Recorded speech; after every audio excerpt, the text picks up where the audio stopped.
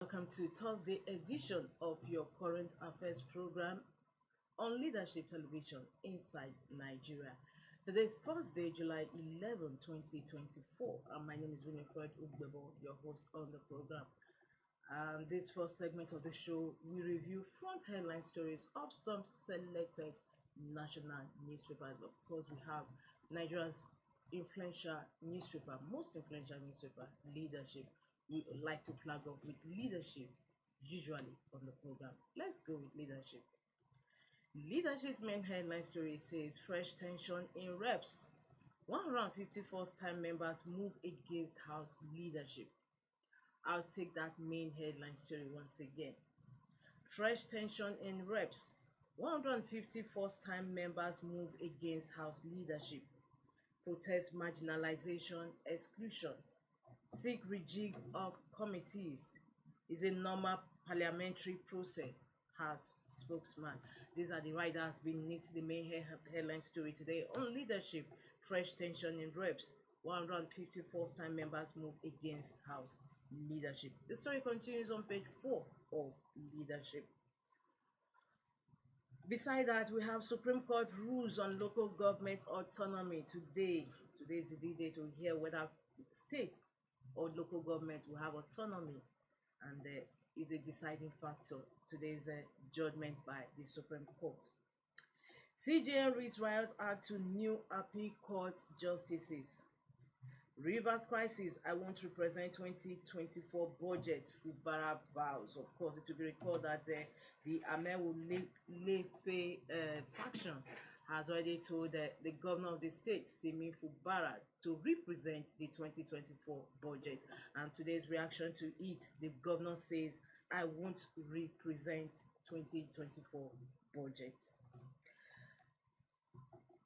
We have abuse of office. Court adjourns Emefiele's trial to October 28th. It's on page 21 of Leadership today.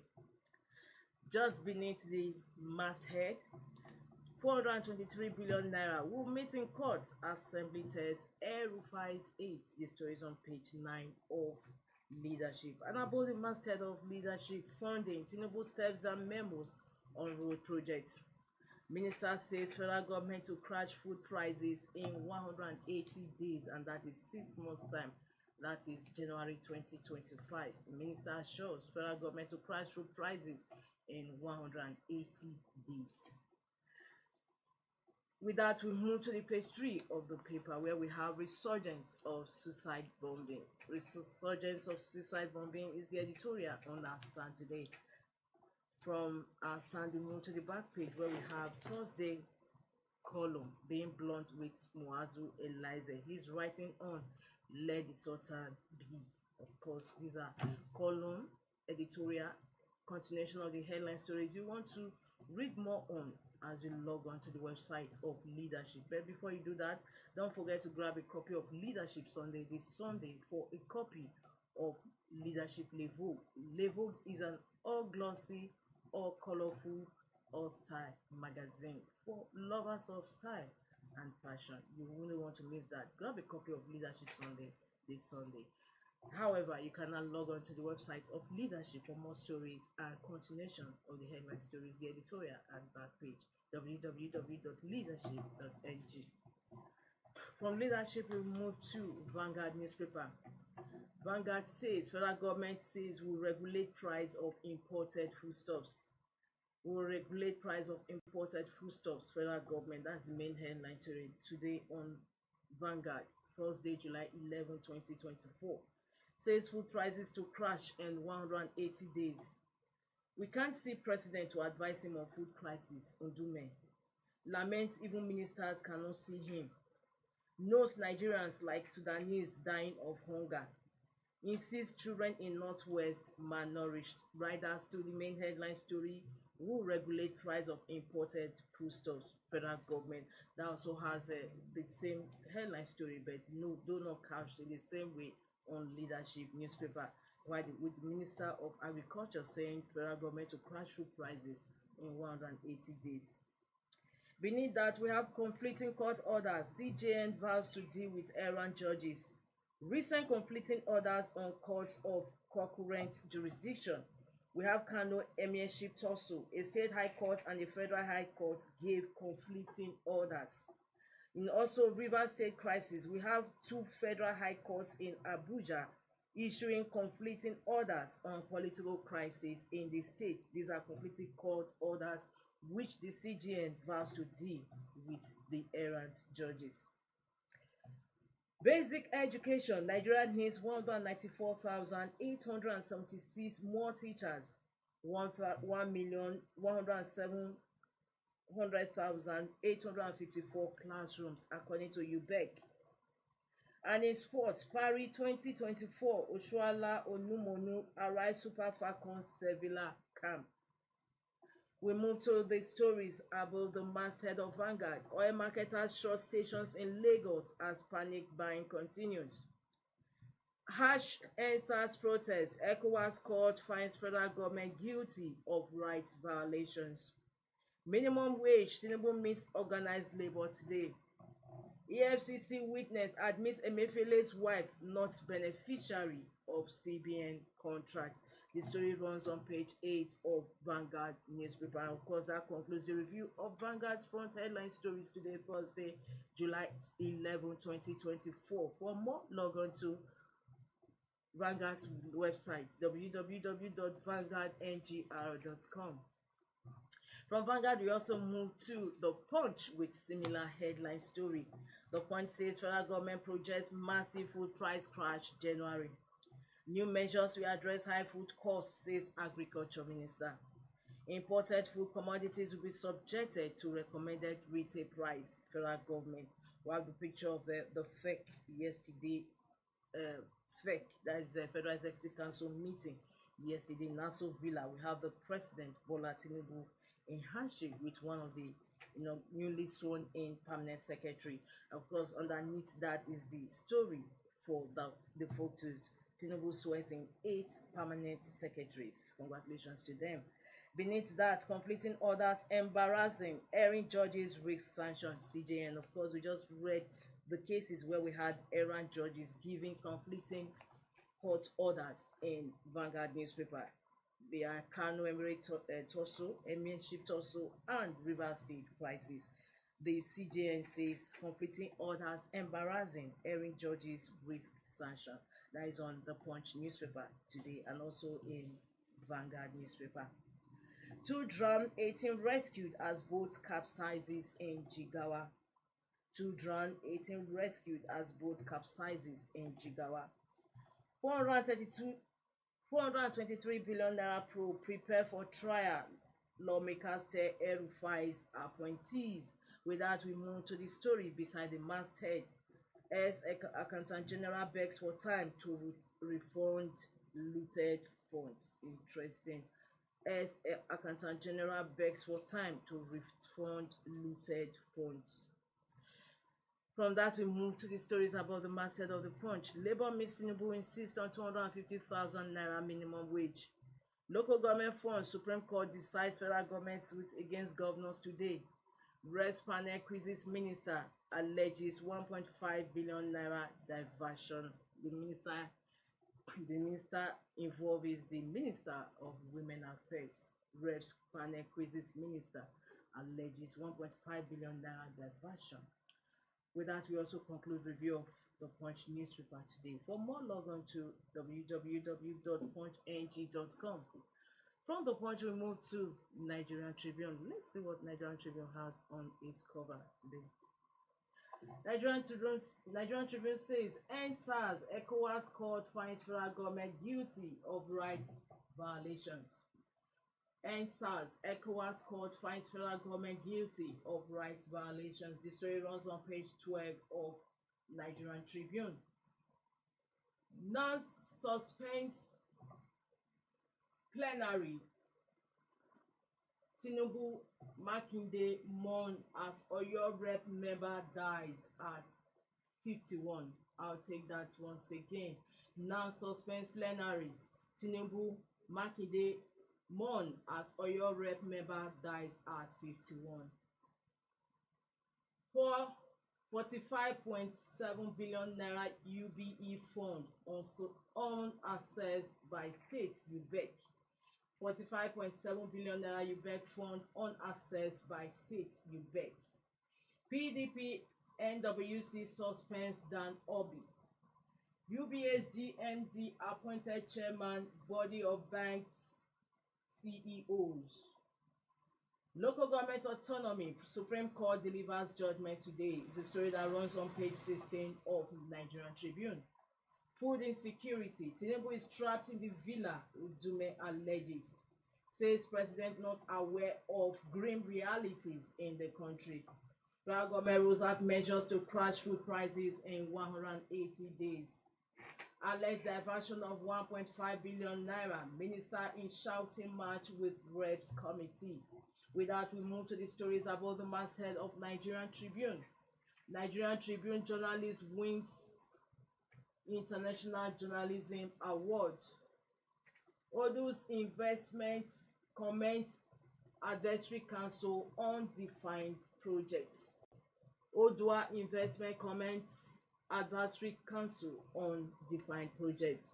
Adeleke backs award as Osun emerges first in NEFON's process. That concludes the review of Nigerian Tribune front headline stories today. For more, log on to the website of Nigerian Tribune, www.nigeriannewspapers.net. From Nigerian Tribune, we move to the last paper we have on our menu today, and that is The Guardian. The Guardian says abuse, violation of urban planning laws breed homelessness, slums. Abuse, violation of urban planning laws breed homelessness, slums. The story is on page 6 of The Guardian. And underneath that main headline story, we have illustrations. At an urban growth rate of over 4.3% yearly, Kano, Ibadan, Lagos, Port Harcourt, Abuja, Kaduna, Onitsha, and Benin City, among others, are projected to become bigger till 2030.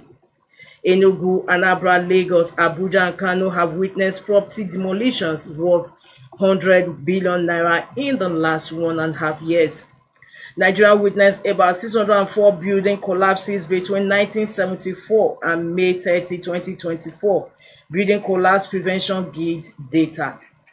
Those are the illustrations beneath that main headline story on The Guardian today, Thursday, July 11, 2024. Abuse, violation of urban planning laws breed homelessness, slums. Higher tariff worsens MDA's electricity backlog, threatens supply. Harsh EndSARS, ECOWAS court finds federal government guilty. Strange illness kills 12 in Gombe community. CSOs orders fourth livestock ministry as NRC resumes cattle transport by rail. Minister confirms duty-free policy as federal government targets crash in food prices. 16 states fail to access 45.7 billion naira UBEC funds. Supreme Court delivers judgment on local government autonomy today. And the last news on the cover says governors panic as Tinubu missed labor over minimum wage. That concludes the review of the Guardian newspaper this Thursday, July 11, 2024 edition. For more, log on to the website of The Guardian, www.guardian.ng.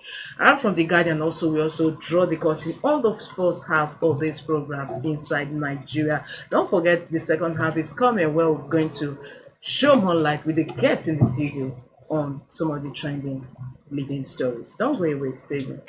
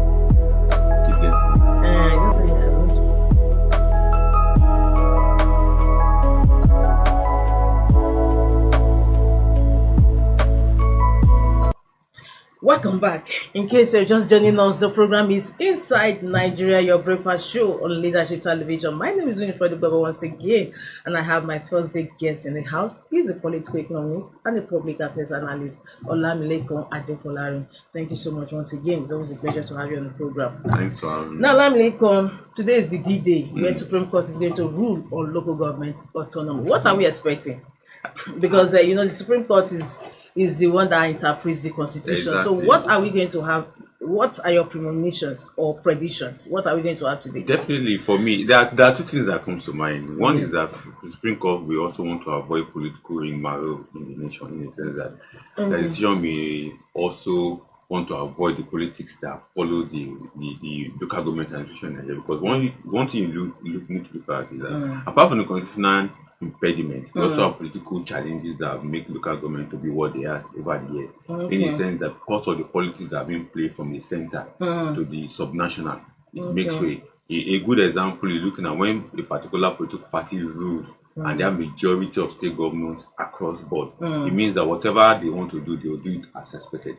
So, but what I'm trying to point out is, in as much as Supreme Court will avoid politics, we are expecting to give a landing judgment, a laudable judgment, in the sense that they should free local government from the grips of state governors. But how that will be done is what we don't know. The kind of pronouncement they are going to make, we don't know. But for me, I see them making that pronouncement in a way that there could be a little bit of not too much clarification on it. Okay. You understand? It may not be too clear for people, and everybody will give his own interpretation to it. And at the end, nothing happens. Well, exactly. So that's why I said why they may do that was to avoid any political immoral between the federal government and the state government. Because if they do it in an open, objective way, that local government the state governors have no responsibility to keep the funding of local government, then there could be a clash between the federal government and the state government. In a sense that they could also call for a review of that particular section and that clause of that constitution to be more clear. Because what is causing the confusion is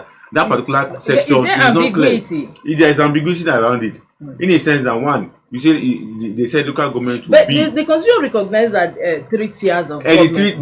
That's where it stopped. 3 tiers. Then on the other hand, now explain that local government will also be under state, because in a way that of managing their funding and their activities. That's why in part of the funding, state governors are to be giving local government 10% of their IGR.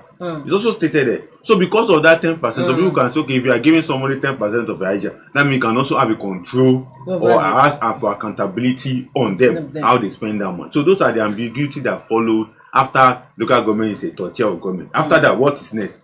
Did they explain that local government can now be autonomous to manage its funding and the rest of them? Because the constitution didn't spell out that way. So for the Supreme Court may also be a little bit exactly in a way that the clarity of what they were going to pronounce may also subject to different interpretation by different people. But however, given the fact that it's the AGF that actually took the matter to the court, he may be in the best position to now give interpretation. But the interpretation will be based on the interest of the federal government. No, because they really want to have a real federal system of government. Definitely. But what is still holding on to that clause is because of that interpretation of the third tier of government. But other subsection of that clause did not well clarify what local government will do, that state governors is now holding them ransom. Particularly that 10% that the constitution said they should be giving to them. However, in the sense, the fact that everybody wants Nigeria to work, don't you think the Supreme Court prosperity this time around to give a clear, concise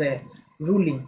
Definitely, because it's an issue that has always been a sore point in the country. Because we also had that kind of scenario in times past during was it Goodluck Ebele Jonathan's time, and we saw some of these governors sponsoring their people to the National Assembly to protest against it, that they don't want. There's like most of these states in the north that they don't want. So when are we going to actually come out of this doldrum to say yes, we are going to actually operate a federal system of government? And this is one of the ways. You know, the thing is that in as much as Supreme Court is landed with the opportunity to interpret the Constitution in a way it's supposed to be interpreted, but the bulk of the work goes back to the review of the Constitution to be more clarified, to be more logically explained in terms of the clauses. Because what God will do today, as I earlier said, now they want to avoid the politics that have been surrounding these issues. Then they also want to bring out the statement or the pronouncement that will not be too clear for people, but we subject to different interpretations. But on the other hand, for us to solve this problem, to review the constitution and say, okay, total of government. But however, if they are brave enough and they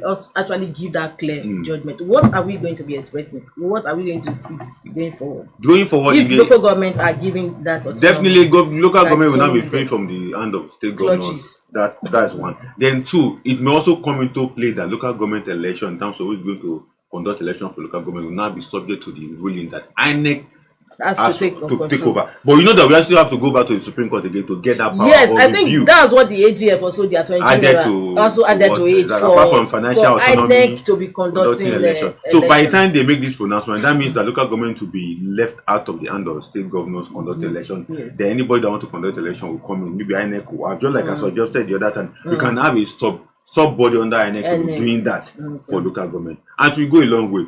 But we still know that political party in power at the state level still have the machinery, still have the funding, still have the loyalty of all the political whatever they want to start at state level. They may also still want to hijack the election one way or the other. But for a level of serenity, there will be an opportunity for people to contest election. We can also see free and fair election come into place. You can see a viral opposition definitely come into place in local government. And again, the issue of financial autonomy will be there for them. Whoever is a local government chairman will now have opportunity to give accountability to the people of the local government. So we look and it will also break the godfatherism of most state governors who are seen as demigods in their local. But it may not do it totally. It may not break it totally. But it not break it totally. Because conducting contest for election is funded. No, if local government is autonomous now under them. It is autonomous. It's not from there. It's not being controlled by the state government. Now, conducting election or campaign for election, if a state is controlled by PDP or APC, definitely that state will want to still supersede the process of election, the way of campaign. Overall, now that the local governments are no longer subject to his whims and caprices, his power is actually whittled down. But not entirely. Okay. Not entirely. The politics of Nigeria is just like what about Godfather? It will still be there because someone that is coming out to contest for election today against the ruling party in the state. Let's say an opposition party want to conduct an election against the ruling party of the state. It will still have to do a lot of work. The godfatherism will still be there. If his own party doesn't have strong funding, doesn't have strong campaign processes or strategy, the ruling party in the state will still take over. You get it? But what we are trying to point out is that in as much as they are going to be autonomous, the financial autonomy is there, the credible election will be conducted, and that accountability and transparency or asking the local government chairman to give account of what he has collected from federal location will now come to play. Because what Nigerians, majority of us are campaigning for is that money that local government have been given. How come local government doesn't build market again? They don't name street again. They don't provide money for feeder road for farmers again. And the state have taken all over. To the point that even motor park that local government is supposed to be building, the state government that is building. So those are the questions we ask so that you can draw local government to that particular attention or development purpose they are created. Yes. And of course there will be more development. All this so much mass ungoverned states that is bringing insecurity, insurgency are thriving there. At least we have to. It will have to cover it. Even the chief of army staff said something about that. If local autonomy is given to local government, they can have that power to control whatever that is coming to them financially and otherwise. All right, thank you so much. Now, another developing story that we are going to also be looking at on the program is 2 days ago, President Bola Tinubu inaugurated the Livestock Committee, which is going to evolve into a ministry. And today is the Guardian, CSO's others Ford Livestock Ministry as NRC resumes cattle transport by rail. Now, what are we going to be expecting? Because when the committee was inaugurated 2 days ago, of course the papers were awash with that story. NEF and even Mieti Allah were still canvassing that they must include the grazing reserves. Meanwhile, we are talking about best practices. So what are we going to be? Is the committee already dead on arrival? What is going to be what is going to happen? I think when the committee will be meeting with us, don't forget that this livestock ministry, we also have it under Ministry of Agriculture. And why do we keep reduplicating? That's how leadership couched it yesterday, that duplication despite Oronsai report. Who creates livestock ministry despite Oronsai report? I think for me, what I was expecting was an agency instead of a ministry. Okay. Most ministries are devil with bureaucratic practices. Yes, like what we have a Niger Delta ministry now. Slow down most of the activity to the point that even and the end of the day, what the government want to achieve in this livestock development ministry, an agency will achieve it in no sooner time, because ministry will still go through all processes that, just like you mentioned, NDDC, our Minister of Nigeria Delta. Have you ever seen them undo any project that was successfully the East-West Road T 18 Gbogbo? They are still fighting on it, how to get it completed. So that's the problem. I was expecting an agency that will be more vibrant, that will be more strategic to be established. Although we still give it to the government, they want to solve a problem. But solving the problem is going through the long road. That's what they are trying to do. But on the other hand is this. The grazing reserve that people are calling for, they should go and ask their brothers and sisters who are occupying those land that are turning into estates, that are turning into farmland for themselves. Because the grazing reserve we are talking about, majority of them are found in the north. It's not that you want to ask for grazing reserve in the south. That is what get it. So the grazing reserve have been turned to things that it is even themselves, the NEF, the Nigerian National Northern Elders Forum members that are benefiting from those land that are turning. Because there was a report I read through Bala Usman Foundation, which they did on adult farmers crisis in relation to poverty in the north. People they question, people they use as focus group discussion, where people give analysis of how grazing reserve have been occupied by government official or political official in the same north. So which grazing reserve are they asking for?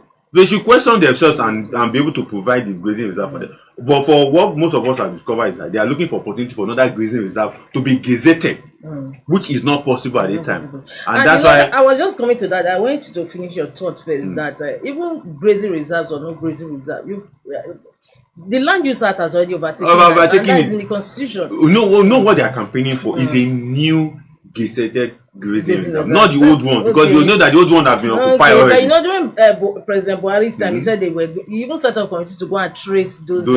Why didn't they come out with the report? Because it is being owned by them. It is, see, the committee that is set up, majority of their friends and associates have occupied the grazing reserve. Go to Adamawa, for example, where they have grazing reserve.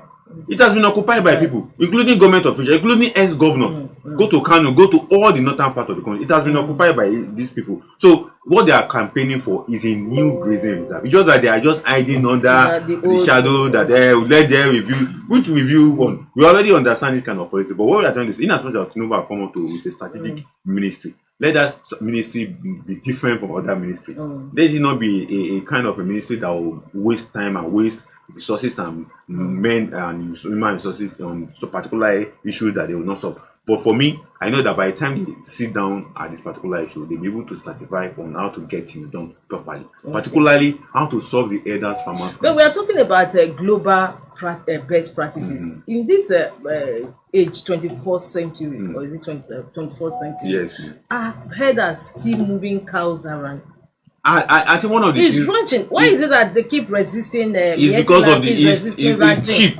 It's cheap to run this kind of businesses the way they are doing it. It's very cheap. You don't buy water, you don't buy grass, you don't buy land, you just occupy any place, they sleep overnight, you take them the next day to that place. It's very cheap to run that kind of. That's why they keep doing it. But from what I've understood that the Tinubu government wants to do, they want to change the narrative. But just like it has been a tradition that has been for hundreds of years. So to change this attitude of this set of people is going to be very hard. And ask me, who are the owners of this cow? How do you become a member? How do you own heads of cattle in hundreds and thousands? It is just becoming a member of Metiala. Then you buy the cow, they outsource it out to those young children, young people that you see.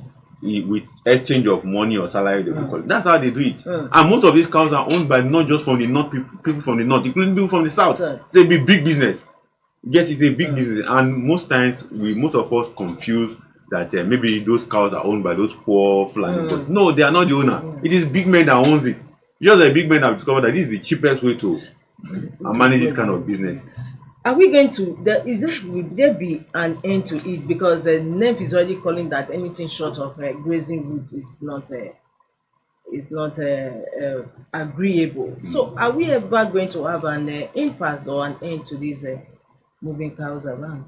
I think for me, if the government is very serious, who is NEF, by the way? They are just they are just voices that are representing certain needs, and they are not even representing the poor people.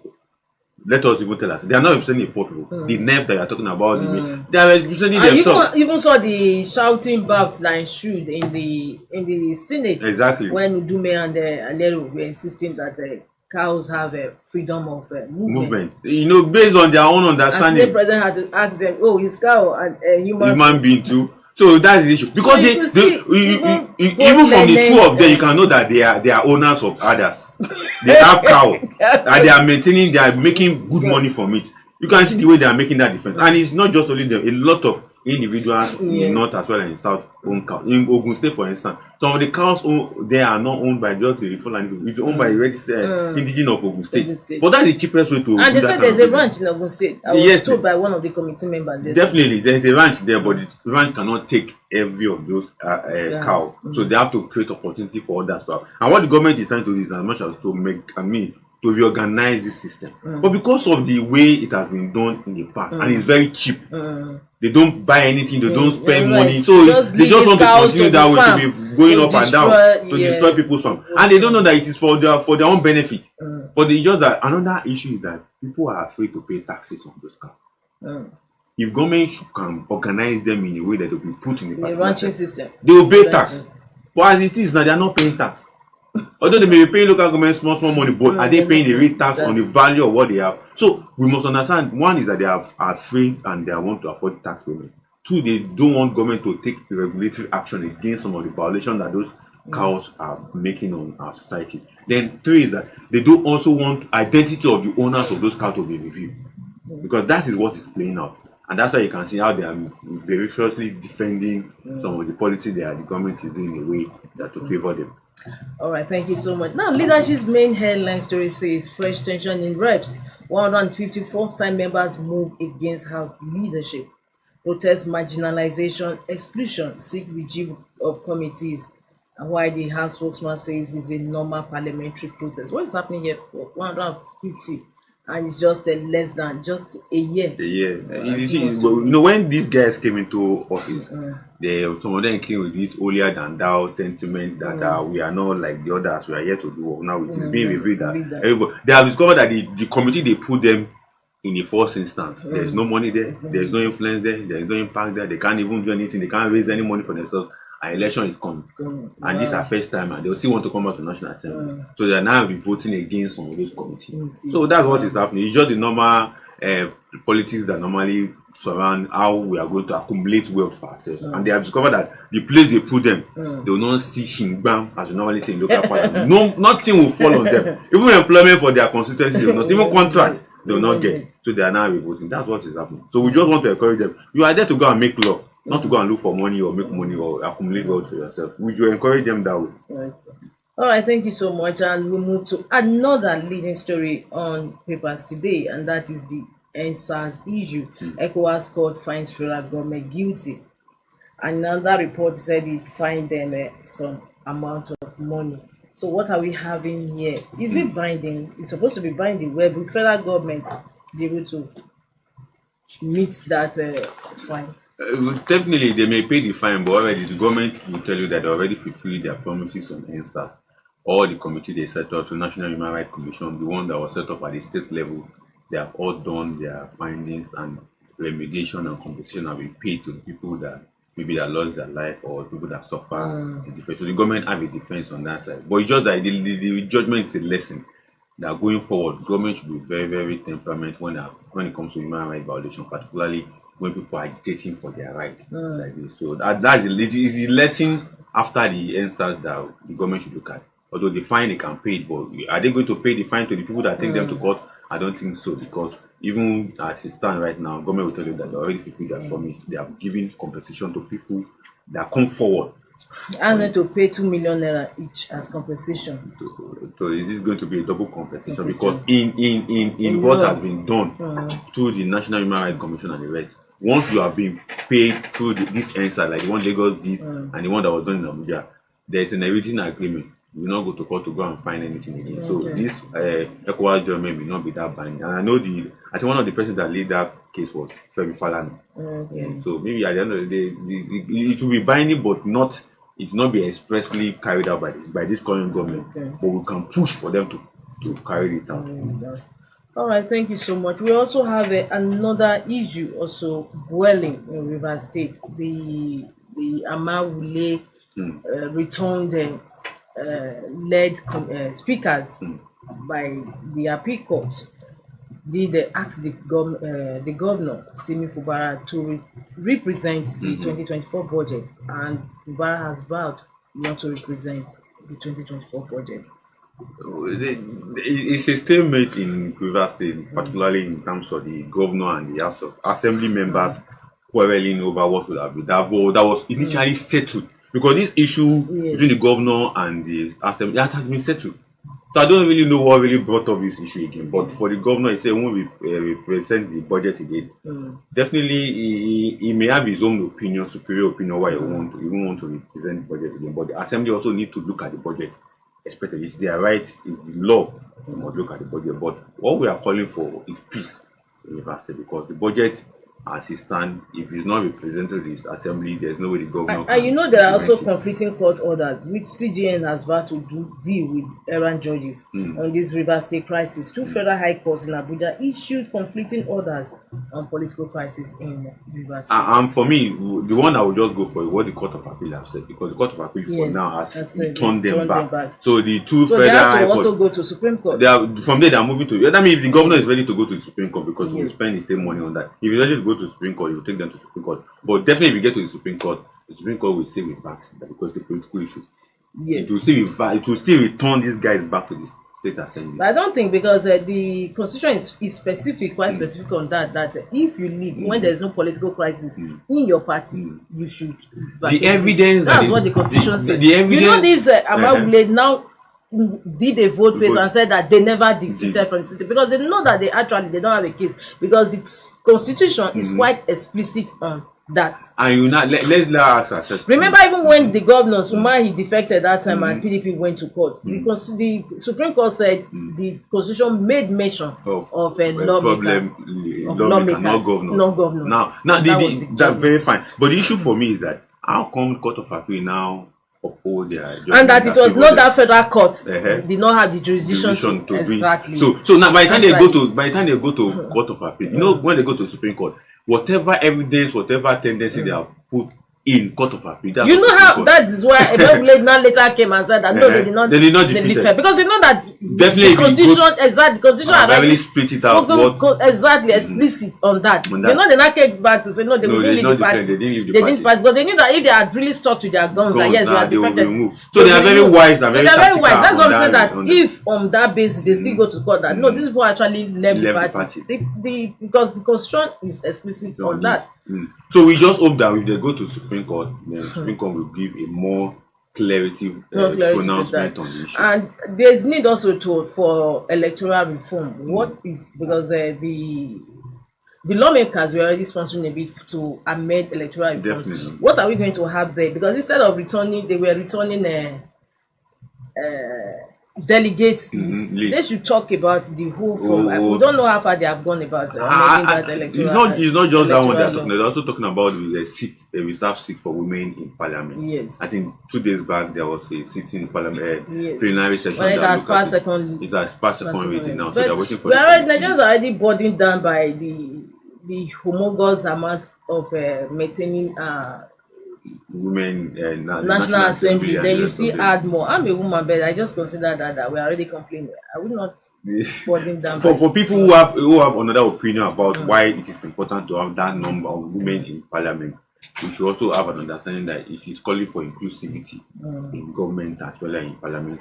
But the other aspect is how much are we going to be expanding on them when they are there, and that's all called for a review of how much we are monetizing our political appointments and electoral offices. In the sense that can we now begin to look at how we're going to review down their take home and rest of them. Because if we review it and bring it down, definitely we can accommodate a good number of people, even thousands of them. But when it is that high, the budgetary allocation yearly will be very, very challenging for us. So I will just hope that government then in terms of the electoral reform that you are talking about, there are over 58 of the clauses in that particular, the current 2022 one that you are trying to review. Then the other MOU that people are sending to have an update so that they can, particularly on electronic voting, diaspora voting. Yes, I was thinking about diaspora voting and the rest of them. So, but for me, beyond all this one, what I'm very, very expectant of this review is to look at how we can make election more transparent in a way. Yes. Transparent, not just the result of you the saw election. the South Africa on that. Exactly. It was a billboard that everything was showing. Exactly. Even though their own system of bringing electing president is quite different from ours. You have to come through the parliament and the rest of them to become a president.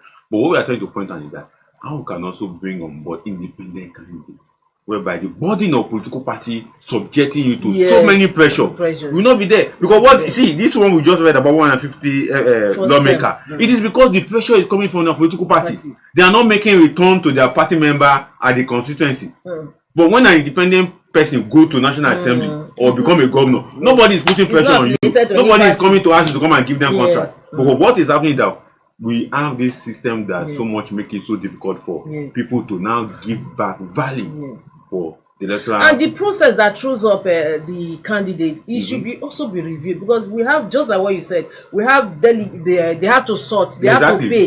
You saw what happened during APC, even PDP primary. All of them, money has to exchange hands when they have to pay delegates for them to money, them. The best does not come out. It's always the one that is fraudulent that has money to pay. That comes out of those processes. So what can be done actually to really a lot of law have been put in place. A lot of law have been put in place that you cannot spend beyond the benchmark of money during election. But most of them have violated the law. Now, all of them. And again, there are two things that was recommended in the last review of the Electoral Act. But National Assembly member didn't fit and threw away those clauses. One was, the first clauses was that we should make political party to be regionally and locally known, in a sense that we must not have, it's not just when a political party is nationally known that they can go for election. In a sense that if a political party is just for a state and it is well popular in that state, that political party should be allowed to be registered by INEC and they should be conducting election. That practice is done in India.